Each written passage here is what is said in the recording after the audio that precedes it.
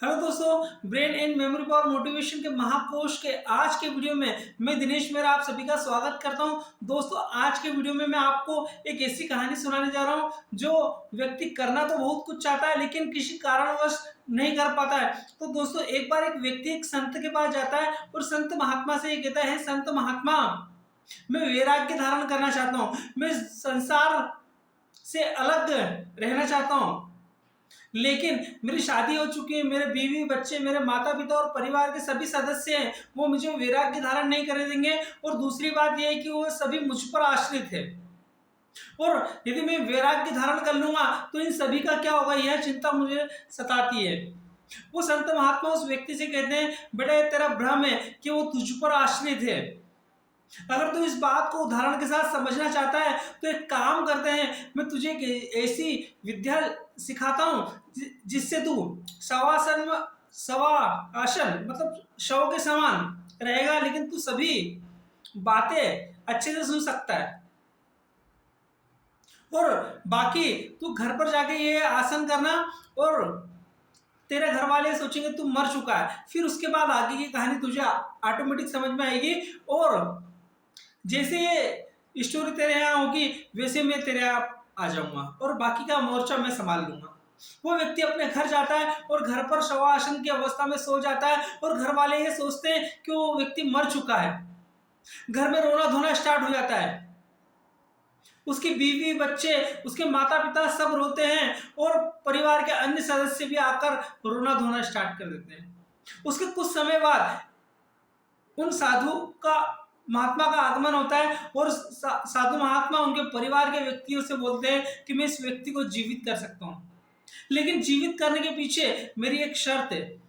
अगर इस व्यक्ति को जीवित करना चाहते हो तो मुझे आपके परिवार का एक सदस्य की जान मुझे देना होगी। पहली बार उनके माता पिता की आती है तो माता पिता बोलते हैं, हम तो नहीं देंगे हमारी जान, अभी अभी अभी हमने देखा ही क्या है। फिर बारी आती है उसकी बीवी की।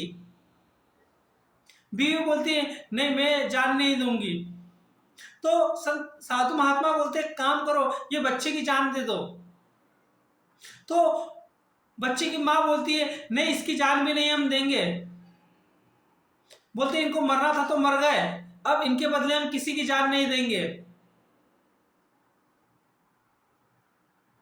वो व्यक्ति सारी बातें सुन रहा था। साधु महात्मा उस व्यक्ति को उठने का आदेश देते हैं, और वो व्यक्ति की आंखें खुल जाती है, और वो व्यक्ति उसी दिन से वैराग्य धारण कर लेता है दोस्तों। क्योंकि वो व्यक्ति ने देख लिया कि उसके बगैर किसी का कुछ काम नहीं अटक रहा है, और जो उसके मन में धारणा थी कि मेरे माता पिता का क्या होगा, मेरे बीवी बच्चों का क्या होगा, ये सभी मुझ पर आश्रित है, वो सारे बंधनों से मुक्त हो चुका था, उस सारे बंधनों को तोड़ चुका था। क्योंकि उस व्यक्ति को एक बात समझ में आ गई कि हमें हमारे जीवन में जो करना है, जो बाधाएं आ रही है, उससे पार होकर हमें करना है। तो दोस्तों, इस कहानी को हम इस अंदाज में समझे कि हम जीवन में जो भी करना चाहते हैं उसमें हमारे परिवार की बातों को या परिवार का बहाना लेकर हम उस काम को रोके ना। मैं ये नहीं बोल रहा कि दोस्तों हम वैराग्य धारण कर ले, संसार को छोड़ दें, भगवा धारण कर ले। मेरा कहने का तात्पर्य यह है कि हम जीवन में जो भी लक्ष्य निर्धारित करें उसको पूरा करने के लिए हम निरंतर प्रयास करें। उस प्रयास को करने में हम परिवार की बहानेबाजी ना बनाएं कि मेरे परिवार का क्या होगा, मेरे परिवार वाले मुझे रोकेंगे, मेरे अन्य मित्र मुझे रोकेंगे, और मैंने इतना बड़ा लक्ष्य निर्धारित किया है, मेरे लक्ष्य को सुनकर ही लोगों की हंसी निकल जाएगी। इन बंधनों से आपको मुक्त होना होगा दोस्तों,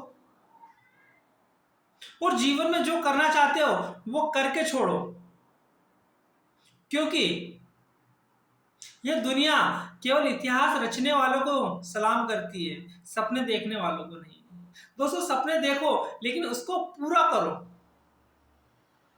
तो दोस्तों, आज की कहानी आप सभी को कैसी लगी। सो प्लीज़ मुझे कमेंट करके बताइए, और यदि आपको मेरा चैनल अच्छा लगे तो उसे लाइक करिए, शेयर करिए, सब्सक्राइब करें। और दोस्तों, आप सभी ने मुझे सुना उसके लिए thank you so much. Thank you.